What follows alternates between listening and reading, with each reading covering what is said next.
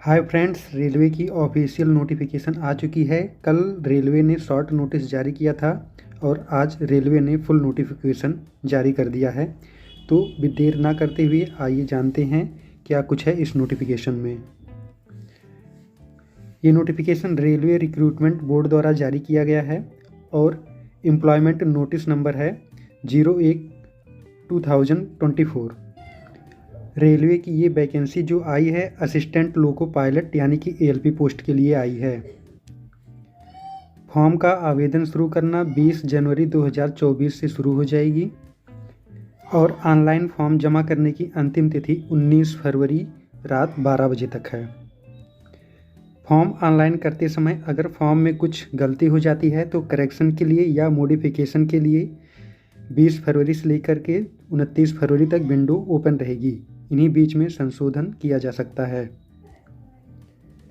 Post का नाम है असिस्टेंट लोको पायलट, लेवल 2 की पोस्ट है। इनिशियल पेमेंट 19,900 है। मेडिकल स्टैंडर्ड A1 मांगा है और उम्र 18 से 30 साल के बीच होनी चाहिए।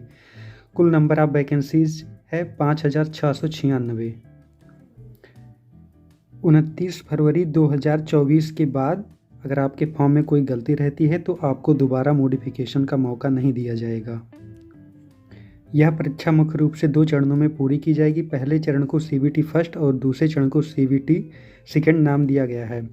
CBT फर्स्ट क्वालिफाई करने वाले 15 गुना स्टूडेंट्स को या अभ्यर्थियों को CBT 2 में एग्ज़ाम देने का मौका मिलेगा।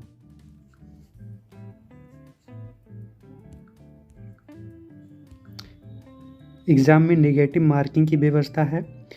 प्रत्येक क्वेश्चन 1 नंबर का होगा और एक गलत क्वेश्चन के लिए 1/3 मार्क्स काटे जाएंगे।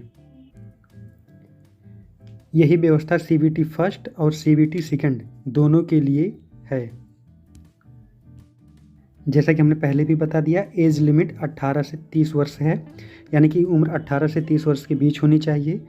एज रिलैक्सेशन के बारे में बात करें तो SC और ST कम्युनिटी से बिलोंग करने वाले कैंडिडेट को 5 इयर्स का एज रिलैक्सेशन मिल रहा है, तो वहीं OBC जो नॉन क्रीमी लेयर के कैंडिडेट हैं उन्हें 3 ईयर का एज रिलैक्सेशन मिल रहा है। अगर आप जनरल कैटेगरी से बिलोंग करते हैं तो आपकी DOB 2 जुलाई 1994 से लेकर के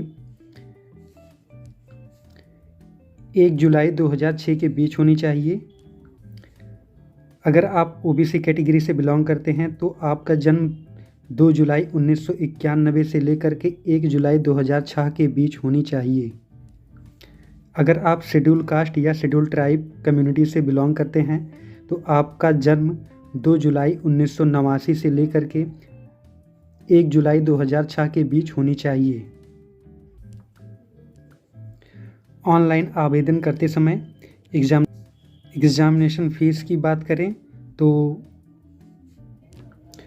ऑनलाइन आवेदन करते समय आपको 500 रुपये का फ़ीस जमा करने पड़ेगा, परंतु अगर आप SC, ST, ex serviceman, female, transgender, minority या फिर EBC यानी कि इकोनॉमिकली बैकवर्ड क्लास से बिलोंग करते हैं तो ये फ़ीस आपको 250 रुपये ही जमा करने पड़ेंगे। यहाँ ध्यान देने वाली बात है, अगर आप CBT फर्स्ट एग्ज़ाम में बैठते हैं तो आपको जिनका फ़ीस 500 रुपये जमा हुआ था उनमें 400 रुपये बैंक चार्ज काट कर वापस कर दिए जाएंगे, तो वहीं जिन्होंने 250 रुपये का फ़ीस जमा किया था बैंक चार्ज काट के उन्हें वापस कर दिया जाएगा। अगर हम मोड ऑफ फ़ी पेमेंट की बात करें तो सिर्फ ऑनलाइन फ़ीस जमा किया जा सकता है। ऑनलाइन फ़ीस जमा करने का तरीका होगा internet banking, debit card, credit card, UPI और एप्लीकेशन भरवाने का चार्ज कैंडिडेट को खुद से वहन करना पड़ेगा। यहाँ ध्यान देने वाली बात यह है कि पहले चालान के माध्यम से फ़ीस जमा किया जा सकता था बैंकों में जाकर, परंतु इस बार ये सुविधा नहीं दी गई है। इस बार साफ साफ लिखा हुआ है कि कैंडिडेट सिर्फ ऑनलाइन तरीके से ही फ़ीस जमा कर सकता है। जो लोग आवेदन करते समय 250 रुपये का फ़ीस पेमेंट करते हैं उनके पास आय प्रमाण पत्र होना चाहिए जिनमें इनकम 50,000 रुपये से कम वार्षिक होनी चाहिए। अगर हम refund of fees examination fees की बात करें तो सभी कैंडिडेट के पास एक बैंक अकाउंट होना चाहिए जिसमें नाम, अकाउंट नंबर और आईएफएससी कोड साफ साफ लिखा होना चाहिए। ये सभी डिटेल्स एप्लीकेशन फॉर्म भरते समय ही देनी पड़ेगी। अगर हम चयन प्रक्रिया की बात करें तो सबसे पहले सीबीटी फर्स्ट होगा। सीबीटी फर्स्ट क्वालिफाई करने के बाद सीबीटी सेकंड होगा। सीबीटी सेकंड मुख्य रूप से इसमें अगर आप कंप्यूटर बेस्ड एप्टीट्यूड टेस्ट के लिए एलिजिबल है तो आपको उसके लिए बुलाया जाएगा। फिर उसके बाद डॉक्यूमेंट वेरिफिकेशन होगा, अंत में मेडिकल एग्ज़ाम होगा। ये सारी जानकारी आपको आरआरबी की ऑफिशियल वेबसाइट पर एसएमएस और ईमेल के माध्यम से उपलब्ध हो जाएंगी। सीबीटी फर्स्ट, सीबीटी सेकंड दोनों ही परीक्षाओं के रिजल्ट में नॉर्मलाइजेशन की प्रक्रिया अपनाई जाएगी। सीबीटी फर्स्ट स्क्रीनिंग एग्ज़ाम होगा। फाइनल मेरिट लिस्ट में सीबीटी फर्स्ट के मार्क्स को जोड़ा नहीं जाएगा। सीबीटी टू बेस्ड पर ही कैंडिडेट का फाइनल सिलेक्शन किया जाएगा। अगर हम पैटर्न और सिलेबस की बात करें सीबीटी फर्स्ट के लिए तो यह एग्ज़ाम 1 घंटे का होगा जिसमें 75 क्वेश्चन होंगे। प्रत्येक क्वेश्चन 1 नंबर का होगा और अगर आप गलत क्वेश्चन करते हैं तो 1/3 मार्क्स कट कर लिए जाएंगे। अलग अलग शिफ्ट के लिए अलग अलग नॉर्मलाइजेशन की प्रक्रिया अपनाई जाएगी। सीबीटी फर्स्ट में अगर आप जनरल कैटेगरी या ईडब्ल्यूएस से बिलोंग करते हैं तो कम से कम आपको 40% अंक लाना अनिवार्य है। वहीं ओबीसी के लिए 30% अंक और एससी के लिए 30% अंक। अगर आप एसटी कम्युनिटी से बिलोंग करते हैं तो 25% अंक लाना अनिवार्य होगा, तभी आप सीबीटी फर्स्ट क्वालिफाई माने जाएंगे।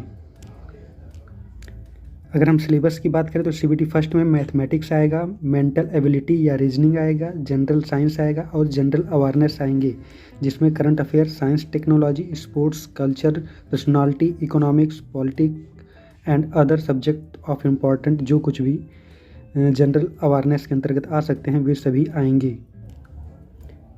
सीबीटी फर्स्ट पास करने वाले 15 गुना कैंडिडेट को सीबीटी टू देने का मौका मिलेगा और ये आरआरबी वाइज वैकेंसी के हिसाब से 15 गुना कैंडिडेट को बुलाया जाएगा।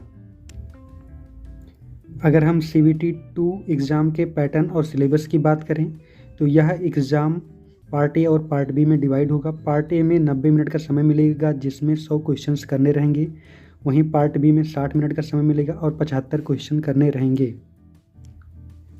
यहाँ भी 1/3 नेगेटिव मार्किंग की व्यवस्था रहेगी और नॉर्मलाइजेशन मार्क्स अलग अलग शिफ्टों में किए जाएंगे।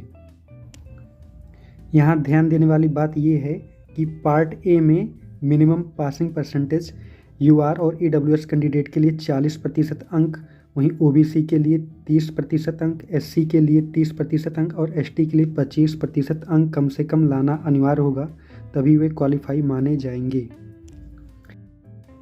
अगर हम सीबीटी टू के सिलेबस की बात करें तो पार्ट ए में mathematics, general intelligence and reasoning, basic science and engineering आएगा।